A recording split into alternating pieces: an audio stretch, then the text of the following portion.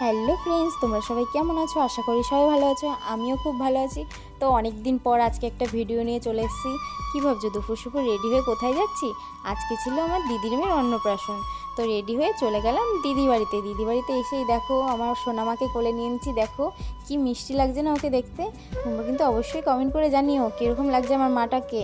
আর এখানে দেখো ওর মা আশীর্বাদ করছিল, এত কান্না করছিল। আর তোমরা কিন্তু সবাই ওকে আশীর্বাদ করো যেন সবসময় সুস্থ থাকে, ভালো থাকে। তোমরা সবাই আশীর্বাদ করো। তারপরে চলে গেছিলাম খেতে, এত খিদে পেয়ে গেছিলো। তো সবাই মিলে একসাথে খেতে বসে গেছিলাম। আর একটা মজার বিষয় জানো কি, দুপুর খেতে বসছি যখন না, তখন এত জোরে বৃষ্টি নেমে গেছিলো। আর এখানে দিয়ে গেল রাইস দেওয়ার পরে এখানে দিয়ে গেল চিকেন গরম গরম। তো তোমরা কে কে চিকেন দিয়ে রাইস দিয়ে খেতে ভালোবাসো অবশ্যই কিন্তু কমেন্ট করে জানিও।